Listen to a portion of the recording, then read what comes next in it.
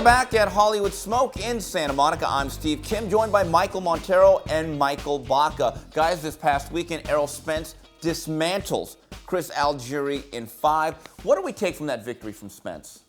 You know, this was a nice step up for Spence, and I thought he passed the test with an A. You got to give him an A grade for this, but I don't want people to get too excited. And I was tweeting about Some are. I had tweets that this guy was on the pound for pound list now. Guys, What? let's not jump the gun. Yeah. Really? Okay. Yeah. The thing is, Algieri had lost 2 of his last 3 fights, and a lot of people felt he didn't beat Provodnikov. I'm one of them. Right? So he Same here. possibly lost 3 of his last 4 fights.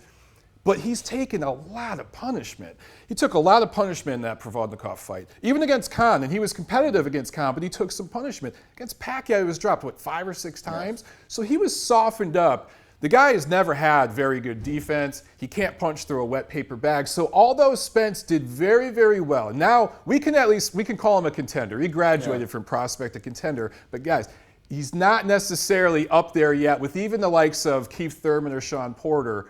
He needs to get one of those fights, right? Just another test coming. Well, hold on. Mr. Baca here is a big believer in Spence. Yeah. If he fought right now against Kell Brook, who are you tabbing? You have to take Kell Brook.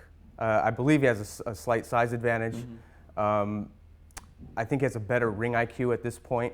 Against Sean Porter, we saw Kell Brook, hold a lot, and he did it smartly. He did it when the ref was not looking, and he has much bigger power than Algieri has.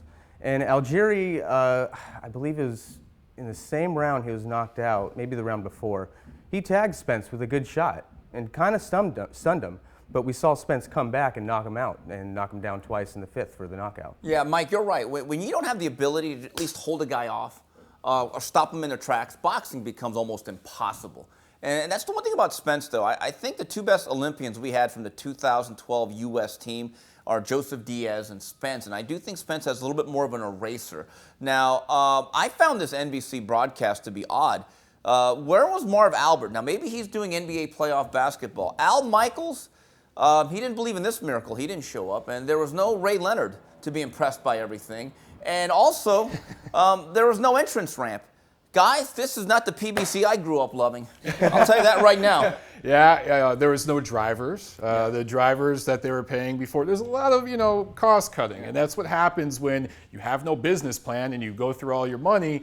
You got to start cutting costs, and you're seeing it out. The shame is, I think this fight averaged a 1.2 million lowest rating viewership. ever for a primetime show. And it was actually an entertaining card. Yeah. Besides the robbery with Marcus Brown, the opening cruiserweight bout was really, really entertaining. And then this fight with Spence, this was a coming out party for him, but only 1 million people tuned in. And this was on NBC, not premium cable, so that's a low number.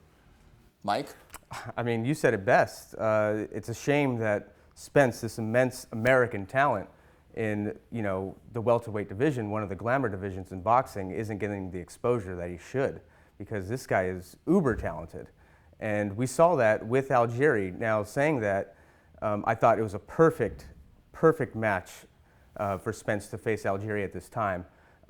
Considering Algieri's now with John David Jackson, kind of changed his style, and we saw that with Khan. Before that, Algieri was the boxer. He was the mover. We saw that against Provodnikov. And we saw him, overcome a knockdown early in that fight and fight with one eye, simply because he outboxed Provodnikov.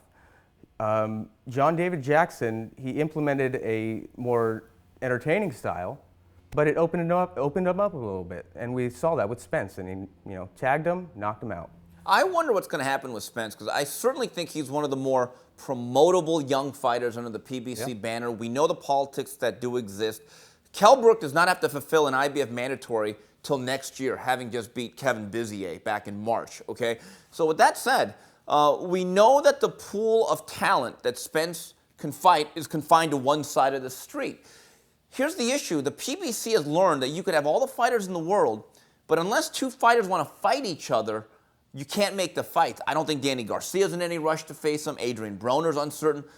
What's next for Errol Spence? Who knows? I mean, what should happen is he should be calling out the likes of Danny Garcia. And in a perfect world, PBC would match those two, and that winner would go against the Thurman Porter winner. And of course, that takes a while to build up, but that should be the plan. So there are people out there for him to fight in his own promotional banner. Will it happen? I don't know. If you look at the history of the PBC, most of the time, coming off a big win like this, a guy like Errol Spence, you normally would be calling fighters out. I want this guy, I want that guy. Instead, it's just thank you, El Hey. They're not allowed to. I don't believe that they're actually allowed to do that, though. We've heard some rumors, you read some of the contracts. Mike, I think these guys are handcuffed in terms of what they can say and who they can call out. Except for Bronner. Yeah. He doesn't care, yeah.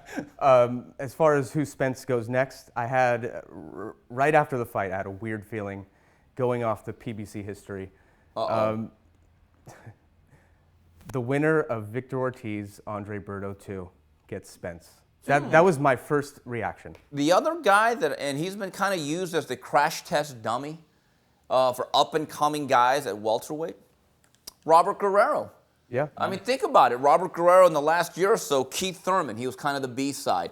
Then he fought Danny Garcia, he was the B-side. And he was just competitive enough that you could say, hey, we could use it as a gauge. So that's it. And he's been softened up enough, and I think Spence would be the first guy to stop Robert Guerrero. So it would further build, his knockout power type of branding, if you will. It'd be perfect matchmaking. All right, well, that's it for this edition of the 10 Count. On behalf of Michael Baca and Michael Montero, this is Steve Kim saying, till the next round, goodbye, everybody.